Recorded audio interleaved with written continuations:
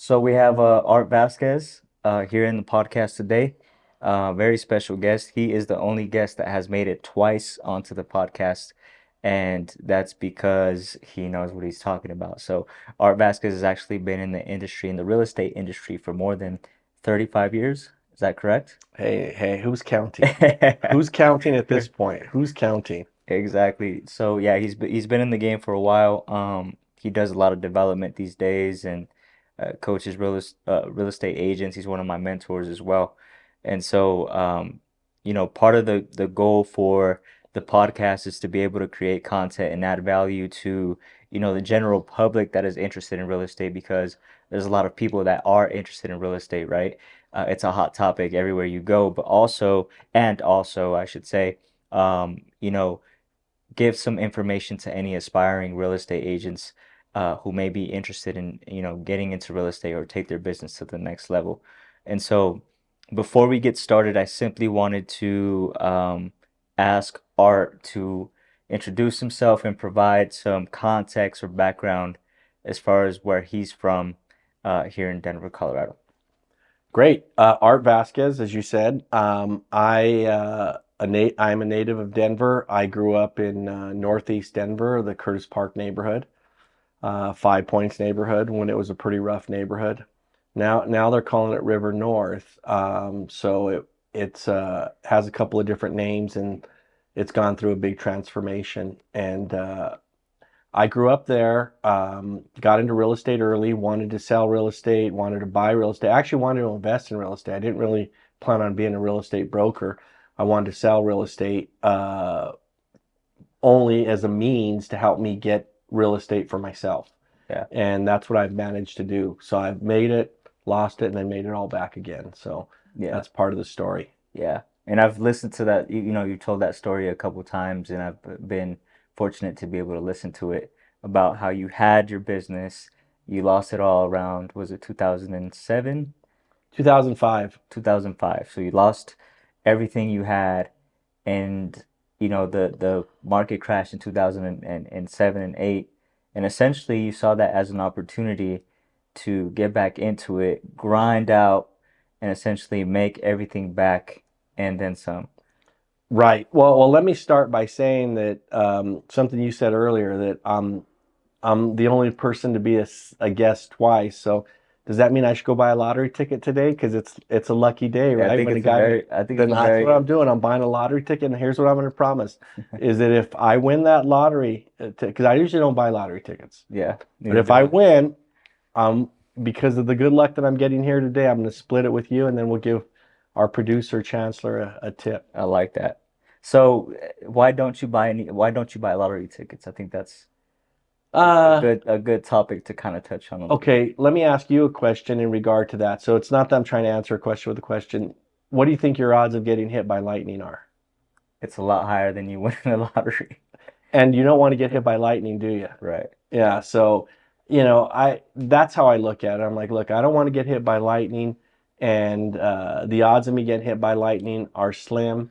The same thing in winning the lottery are slim, slim to none. Hmm. It's funny because we talk about it all the time that I talk about it, I coach about it, that with great responsibility comes great power, because we hear the Spider-Man theme, right? With great power comes great responsibility. Hmm. And it's the opposite. It's with great responsibility comes the great power. In fact, it's funny that we even got on this subject because I didn't plan on talking about this.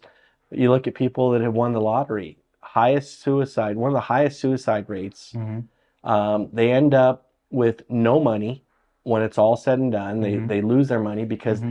they've never put themselves in a position Hmm. of responsibility for that to create that kind of power. So you have to have the responsibility. So that's why starting as an entrepreneur and not having the money given to you, doing it step by step. When you build it step by step, you know exactly what needs to be done. Because as an entrepreneur, you end up, Ruben, you wear all the different hats. You Hmm. start your own real estate company. Guess Hmm. what? You're the marketing guy. You're the guy who has to do all of the social media. You're the guy who has to put the sign up. You're the guy who has to throw the trash out of the trash can. So I think it's one of those things, Ruben, where we look at it and we have to understand that by building it over a period of time, and that's what real estate allows you to do, build wealth over a period of time, and nothing gives you a better return, nothing. And we'll talk about that a little bit later. Gives you a better return overall than real estate, especially if you're in it for long term. Yeah, I think we just touched on a lot of very important topics, and for me, it just kind of dawned on me. I just got a reflection of where or how I want this podcast to go, Okay. right? And so part of it, as I embark in my entrepreneurial journey as a real estate agent, investor, and then all these other things I have going on, is to be able to help other aspiring entrepreneurs, not just real estate agents, but aspiring entrepreneurs and business owners through, my growth and then also the support system that I have around myself. But I think it's very cool that we're touching on it because it's almost kind of giving me some clarity as to how I want to approach this podcast and what the goal of this podcast is going to be in the future. Well, what a wonderful thing. Think about it. So that people that have started with you early on in this podcast get to see you building, Mhm. right? Over time, you get to share what you've learned, right? And everybody talks about failing forward. They're like, you have to fail to succeed. And a lot of people that aren't entrepreneurs don't know really what that means. Mhm. And the truth of the matter is that it means that you learn more from your mistakes than you do from your wins. And the reason why is that wins, you when you win at something, sometimes it's luck, sometimes it was strategic. You don't know exactly why, but when you screw up on something, you know exactly why you screwed up. And the more it hurts, the more it stings, the more you don't want to make that same mistake. Yeah. So what a wonderful opportunity for people that are listening to the podcast to be a witness to your journey. Mm. Because when you think about See, I it, didn't see it like that. that's what this is about, man. This Mhm. is about everybody being a witness to your journey. Yeah. Saying, I was there at the beginning when Ruben was starting. Yeah. I saw his struggles. That's why it's important for you to share the wins and the losses. Man, that's so huge. Like, I appreciate you sharing that because a part of what I run into uh with this and even business sometimes is like I feel like I have to be at a certain level, and if I'm not at that level, then don't show it. But I know the value of, okay, this is the wins, these are the losses, this is how I've grown, this is how I'm struggling because it's real. Well, think about it. You watch the football game and you hear about guys that talk about their former career. They don't talk about the touchdown pass that they caught that was an easy touchdown pass. They talked about the one where they had double coverage on him, right? Yeah. And he caught the ball and the guy almost tackled him, but he spun out and broke the tackle and Yeah. then outran the second guy. Yeah. See, it's the struggle that emphasizes how important the win is. Victory And is, for yeah. people that are watching or listening to a podcast, for them, Hmm. some of these people are deciding, do I want to take this chance? Do I want to take this risk? And sometimes they need to see somebody, they need to see the wins, they need to see the losses, they need to actually be a witness to it so that they can start their own journey by saying, look, I relate to Ruben.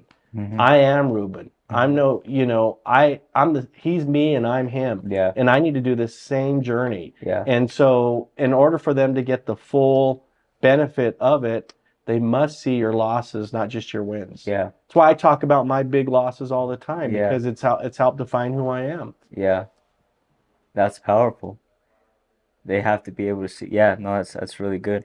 So think about it. 10 years from now, when people, 5 years from now, 3 years from now, whatever the time being is, and people have looked at the history of your podcast, people that Hmm. started with you at the beginning, Yeah. what do you want them to look back at? And when you look back, what are the Yeah. things you're going to be talking about? You're going to be talking about, I remember that time that I Yeah. almost quit. Yeah. Or I think about that time that my coach was telling me to do one thing, and I was like, I don't want to do that because I don't think it's the right thing. And Yep. and I talk about this too. Your ego is not your amigo. Hmm. And where you listened to the coach and it paid you benefits, or maybe it was you compromised with him. You said, Hmm. hey, look, I get what you're saying. Can we try this? And you experiment and you found out, and the coach learned too, that compromise was actually better than your idea or his idea. Hmm. right? Whatever Which the has case may happened, I be. feel like Yeah, well, that it happens in it any happens. sort of It's relationship, and it's it's in all supposed those to. Yeah, yeah, relationships, yeah. right? Because at the end of the day, we talk about this whole idea of creating wealth. I mean, there you can go and hear people talk about it all the time. So one of the reasons why you have me on here is because I started out with nothing and I built up to something. I Mhm. lost it because of another business venture, not real estate. I didn't lose it because of real estate. I lost it because I went into a business venture that I used my real estate as collateral.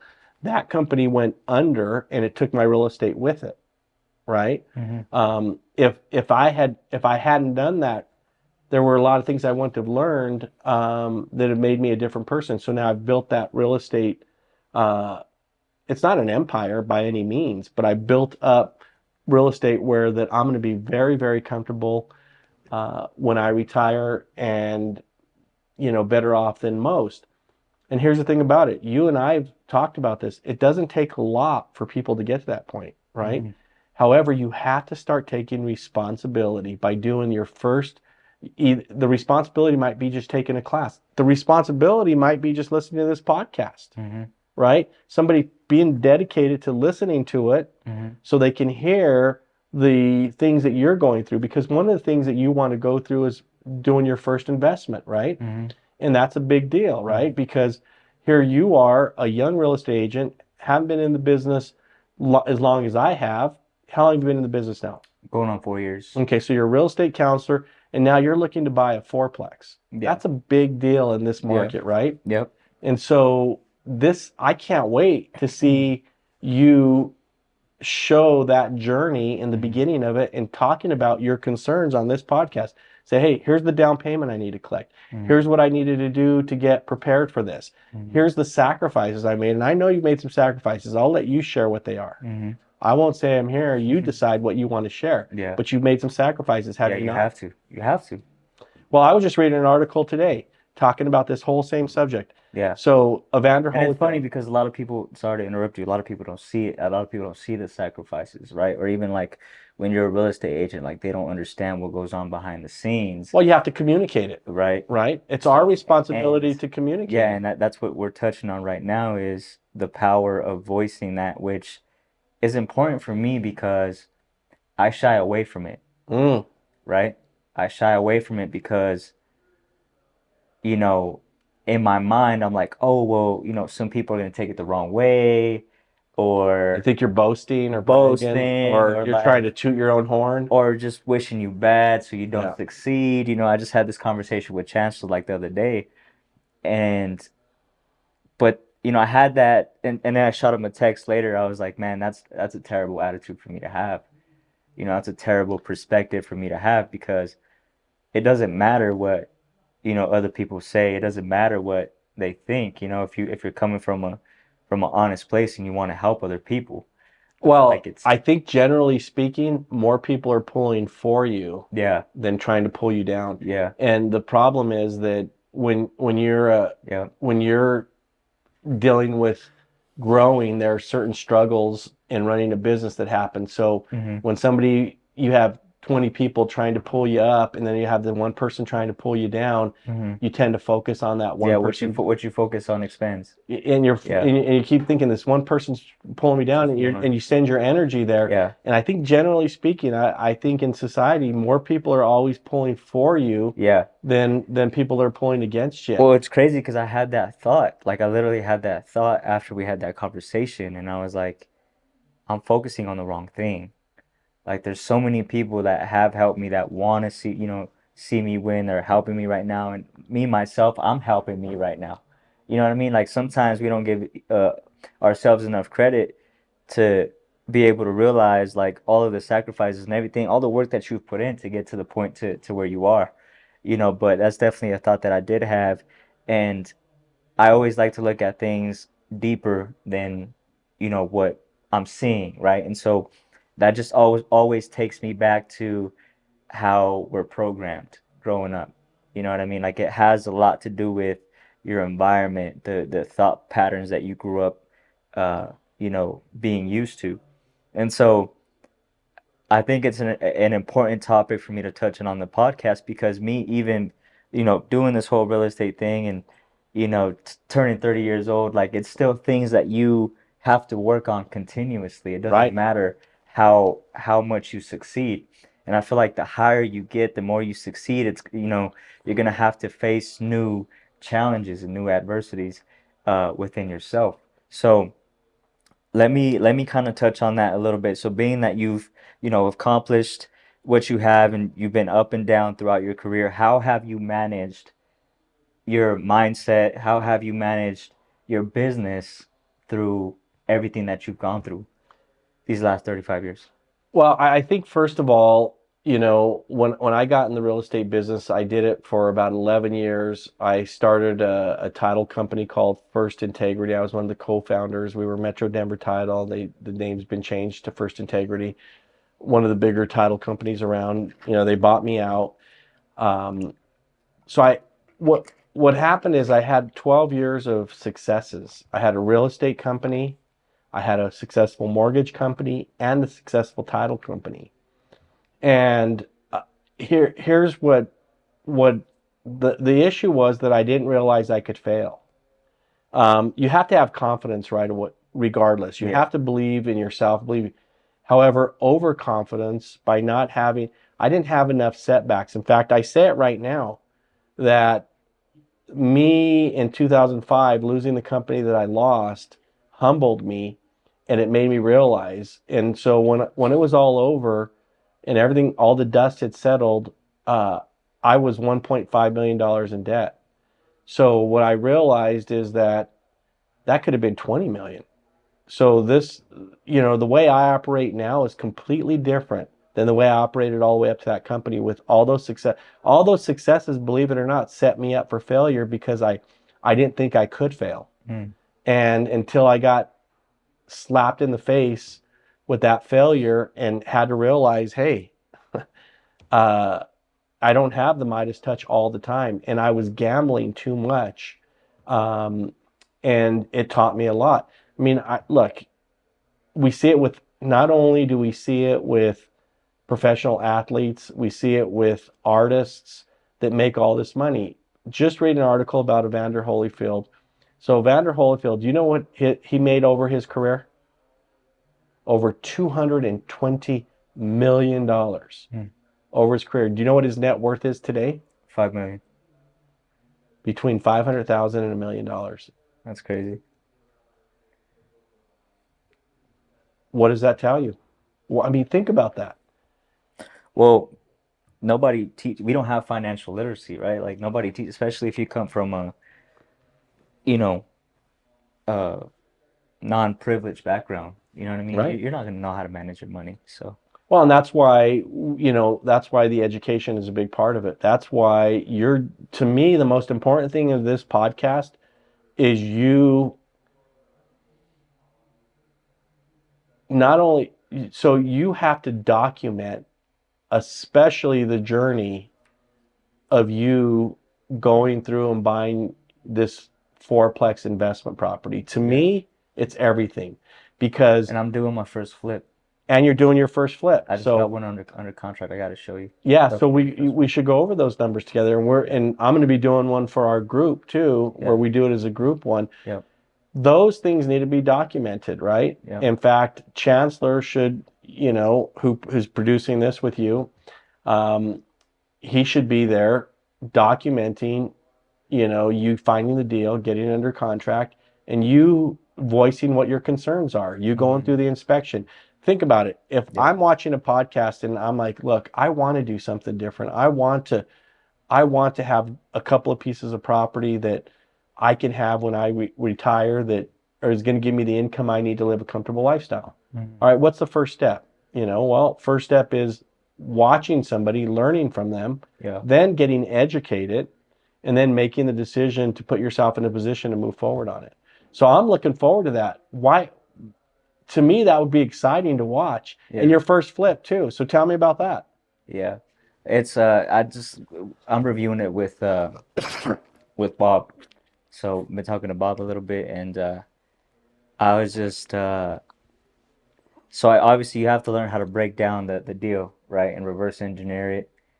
Well, let's talk about what that means. How do you reverse engineer for somebody that doesn't, they want to do a fix and flip? Because Yeah. we can watch TV all the time, right? Yeah.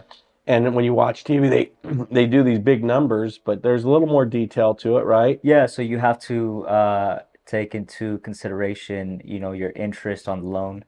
If you're doing a hard money loan, how much that's going to come out to be every month, how long the project is going to take you. So you definitely have to talk to your contractors to know, how backed up they are or if they're ready for the job. And if you haven't worked with contractors before, you definitely want to, be able to understand how they work so you have an idea of how long the project is going to take. So that's one. Your interest, your holding costs, which is a part of your holding cost, taxes, insurance, the fix-up cost of the property. What am I missing? Well, here's the formula. Let's just, excuse me, let's talk about the formula. So what's interesting is that when you are doing a fix and flip on a property, or you're gonna do a fix and flip with a property, you have to look at firstly what the value is of the property if it's already fixed up. Yep, the ARV. Yeah, the after repair value. You have to Yep. start with, and you have to know what repairs are relevant to the area it's in. You don't want to over improve it, right? Hmm. So it's too hard to compare as is property's value. So you have to look at the value after it's fixed up, and Yep. then you back out from there. Yeah, you reverse engineer it. So yeah, so you have your holding costs. The ARV is the after repair value. The construction cost. What else am I missing? I just literally did a workshop on this yesterday. You did the worksheet. Yeah. Yeah, so the worksheet works this way. So in the thing that you have on there is you have what's the property worth completely fixed up. So you have to envision if this property were completely fixed up, what is it worth, right? Yeah. Then you subtract out all your expenses, which are the things you were just talking about, right? But there's some more. There's Well, other well, there's expenses. there's carrying cost, Carrying costs, right? Which right? is your Which your your interest loan, rate. There's loan fees, right? right? So then there's and so you have the loan fees, you have the closing cost, you have the interest carry, which is what it costs you each month, right? Mm-hmm. To carry, and then you have, of course, your. Um, I always like to separate my when I meet with my contractors because this is where people make their mistakes on fix and flips are in two places. They either make a mistake on their budget or their timing. So what ends up happening is they underestimate the fix-up cost, or they estimate it properly, but then it takes too long because they're fumbling through it with their contractor, and as things get stretched out, expenses go up. The other big one is your profit margin. That you have to figure out what your profit margin is. Then you have to figure out your fees when you go to sell it again. Mm-hmm. So when you go to sell it, you have realtor fees, right? Mm-hmm. You have closing costs, you have title insurance. So you just have to have a worksheet that has all those costs broken down Mm-hmm. so that you can understand exactly what you're going to be in it for. Then you have one thing that I advise people not to do is that a lot of people will do all their line items on a fix and flip and they'll put all of it and then they'll add a contingency on each one. And what happens is they're like, well, okay, windows are X. Let me add 2,000 just in case. Okay, doors, painting, blah, blah, blah, whatever the list is. And they keep adding contingency on each line item. And then when they add it up, the deal doesn't make sense. Mm-hmm. Can't do that. You have to be as accurate. You have to get accurate numbers. And then you do at the bottom, you do a contingency, is its own line item. So the contingency might be, depending on the size of the project, it can be 5,000, it can be 6,000, it can be 3,000, it can be 12,000, it can be 20,000. Mm-hmm. But the contingency needs to be its own line item, because if you add it on each line item, it doesn't make sense. It'll convince you not to do a deal that maybe you should have done because now the profit margin isn't there. The other thing that I always tell everybody is that contractors don't do what you expect, they do what you inspect. Mm-hmm. So regardless of who you hire, you need to show up. You need to show up, you need to know what's happening for that day, and then you show up at the end of the day and see what got done. And if things didn't get done, and whether you're an expert or not, you got to ask questions. So our goal was to get these things done. What happened, right? And Mm-hmm. then have a conversation. So I'm looking forward to you eventually doing a flip too. So that'd be great. Yeah. No, so am I, man. I've been wanting to do one for a while. So I'm very excited and I think I want to get to the point to where I'm doing a lot of flips at once, you know. And so I think that one of the opportunities for myself and my business is managing my real estate business, but also managing the investor side of things. Well, and may I say something that flips, um, the ultimate for creating wealth is not through flips. Right. It's cash It, flow. it's owning long-term properties that are Right. cash flowing. Yeah. And one of the things that we need to make people that are listening to your podcast, just in general, is that when you look at rate of return on some of these properties, even where today's interest rates are, we're still looking at 20-25% rate of return when you know how to properly evaluate a property. Now, somebody might be listening out there and saying, that's nonsense. And I always challenge people, come to my class, come to the class that we do, Hmm. and I'll show you, because what we do is we pull listings out of the MLS live and we analyze them Hmm. and show where these returns are. Hmm. And when we talk about, I'm not talking about a 25% cap rate or a 25% cash on cash. I'm talking about a universal rate of return Hmm. that factors in appreciation, factors in depreciation, Hmm. factors in principal reduction, factors in cash flow, Hmm. factors in all of the factors are factored into it. Inflation is even factored into it so that people can have a whole picture. And we do these and people are shocked. Hmm. And it's 20-25% return. So um, to me, that's the first place where you start, is to learn how to evaluate. If you can evaluate properties and start that way, you Hmm. can do what we call shadow investing, right? Shadow investing is pulling properties and watching other people do the investments, but you knowing all the formulas, running the numbers, and deciding, if would you have done the same thing? What would you have done differently? And really, what's important about this podcast is that if you do this with your fix and flip and your fourplex investment, when you do buy, people can shadow, and they can do shadow investment with your journey. And Hmm. then hopefully it can help them make a decision that they need to move forward, and maybe move forward a little more quickly than they normally would have. Yeah. Yeah, I mean, this podcast is going to be very powerful in that sense that, there's going to be a lot of people that are going to be educated, and there's going to be an example kind of set for them to be able to follow. And there's a lot of, I wouldn't say a lot, but there's a couple podcasts that I could think of, well, mainly one that talks about real estate investing and kind of goes into it deeper. So I'm definitely excited to be able to mix that into, some of the motivation, the entrepreneurship uh, stuff that I'm doing as well. So um, that's the goal, to be able to bring them as much value as possible, and I think that we definitely did that here. So um, we touched on before we took a break, or after we took a break, about hard money lending. So I just attended a class yesterday by somebody that you know, and so I had heard how people use hard money lending to burr properties and essentially buy multiple properties in 1 year. But it never dawned on me that the way it did yesterday when I was in the class. Probably because of the way that he explained it. Do you have any experience as far as how you can leverage hard money to be able to burr properties? Well, the whole concept with Burr is, buy, rent, and repeat, right? Hmm. And I just heard somebody doing this exact same thing with an industrial building. Hmm. So he bought this industrial building. He showed that they bought it under market value. They fixed it up. They rented it out. They had this cash flow on there, and then they went to the bank and got it reappraised for 900,000. Hmm. And so the idea was that he was able to borrow enough money to get all of his original money back plus an additional 200,000. Hmm. So there's some factors that you have to consider for that to happen. Number Yeah. one is the market has to be appreciating. Yeah. Number two is that banks, now look, you need to find the right banking partnership, right? So banks tend to look on properties that you've owned under a year or two.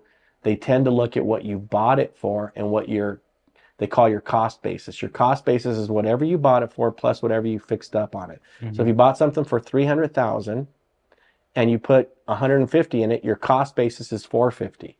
Now, if it appraises for 900,000, the banks, a lot of banks, and this is why I'm not a big fan of banks, will say, well, we know it's worth 900 on that appraisal. However, you haven't really owned it long enough. It hasn't been seasoned. Mm. So we're going to take a cautious path on this, and we're only going to we'll loan you money based on maybe it's slightly higher than that number. So then now you can't pull the cash out that you expected the cash to pull out. That's why banking relationships are so important Yeah. for that Well, I was concept. gonna ask, is that on the lending lender to lender basis? Well, I mean, every lender is different, but what Yeah. ends up happening is that when the right opportunities come, that's when the market is dipping, right? When you're buying these types of properties, Yeah. it's actually easier when the market's inclining Uh-huh. because when it's declining, banks get more conservative. Their loan to ratio goes up, meaning that they'll loan you less percentage of what the property is worth. So that's another part of this whole process is how do you create banking relationships? And then the funny part is you create a banking relationship with let's say it's a local bank, and then some bigger bank buys them out, and their whole lending philosophy changes. Hmm. So these are just little challenges. So to answer your question about the Burr method, um, my thing is, Using hard money. yeah, while using hard money, but the idea is to convert it back into cheap money, right? Yeah. Because otherwise you won't have the right cash flow. And most hard money is short term. Yep. Hard money lenders make their money by turning it over and Yeah. over. Quickly. So they want to do 6 month loans, maybe a year max, Yeah. right? At 12%. High interest rates. Yeah. And so the cash flow. So you were talking about different markets. Here's my biggest tip I can give to anybody who wants to invest, because I've been asked to invest in many different markets. Hmm. So one of the things that I look at two things before I decide to invest outside of the market I'm already in. Hmm. Number one is the best market is the market you're in to invest in, Hmm. because you can go and visit the properties, you can see the properties, you don't have to fly out to see them, you don't Hmm. have to rely on property managers that are out of state that are managing your properties. Nothing wrong with that. I'm doing that right now, so Hmm. there's nothing wrong Yeah, with I know that. you have a couple properties in Phoenix, right? Yeah, I got 34 properties in Phoenix under a property manager right now with some partners. Hmm. And the thing that I look for are two things. Number one is job growth rate. You could just Google it. Hmm. For any city, look at the job growth rate, Yeah. okay? And the second thing that I look at is net migration. So are more people moving into the area than moving out? Hmm. And here's why. If you have an area or city you want to buy in and the job growth rate is in the top 40 in the country, right? And the higher it is, and they're the top 20, the better, right? Top 10, even better. Top 5, really good, right? Job growth rate means that more jobs are being created. And then if they have a high net migration, meaning more people are moving in than moving out, that creates appreciation. We underestimate the value of appreciation. Yes, cash flow is important and you want to have cash flow. I will tell you from experience that appreciation is what creates the wealth. Yeah. Okay? Well, it makes sense because you're gonna build more equity in a shorter amount of time than you are gonna be able to save whatever cash flow you make. And crap happens, dude. Right. Sometimes Things break down. You something gotta. breaks down, something Yeah. goes wrong, you sell a property, you cash out on that equity. Sometimes you get here's my best case scenarios. If you're an appreciating property and you buy 10 properties and they double in value in 5 years, okay, or Hmm. 10 years. Let's just say in 10 years In they double in appreciating value. market, right? Is An what. appreciating market, they Is what. double in value. You sell half and you pay the other half off, Yeah. right? Um, and now you own these properties free and clear, and you can only do that if you have equity, or you sell those properties and you do a tax exchange or you move it into a bigger project. Hmm. That only happens with appreciation. Hmm. I know friends that have bought in areas where there's very little appreciation and they have good cash flow. However, that cash flow could turn upside down and go down, Hmm. and it could possibly go up. My point is that why not pick a market that does both? Hmm. Has maybe a little bit less cash flow right Hmm. at the beginning. Again, when we do our analysis, we do an analysis on a property over a 3 year, 5 year, 7 year, 10 year, 15 year period, so you can see it's phenomenal what happens when you're in a market that's appreciating. The other thing that happens is your expenses go up, your rents also go up. And the gap does this over time. Because your biggest expense is your mortgage. It's fixed, so that won't go up. Mm-hmm. Taxes, insurance. So what happens is as time goes by, your expenses, the gap between your cash flow and your expenses goes up. That in between is profit. So at the beginning, here's what it is. Over time, this is what it does. Mm-hmm. And it only happens if you're in a market where there's inflation. So and that means a market that's appreciating. You cannot underestimate the value of that.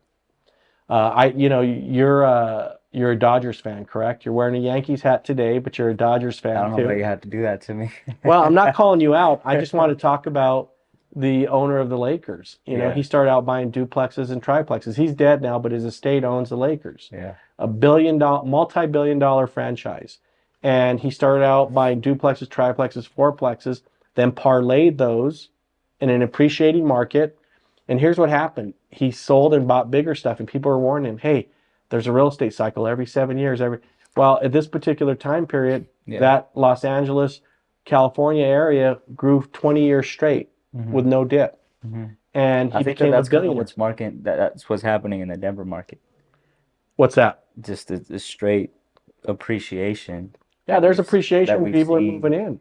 for. I just saw a graph. I think it was yesterday during that presentation, where since like the early 2000s, we've seen crazy appreciation in this market, and in 2007, 2008, when it highlighted those years, it was a very minor like dip compared to how much it's gone up over that Well, time that's frame. why I always ask people when they're like, well, wait, the market has been going up in value and now it's kind of dipped. Shouldn't I wait to buy? Yeah, Shouldn't no. I wait? And I This is tell the them, perfect time to buy. well, but I It's explain to them, relative, right? It depends on the client, right?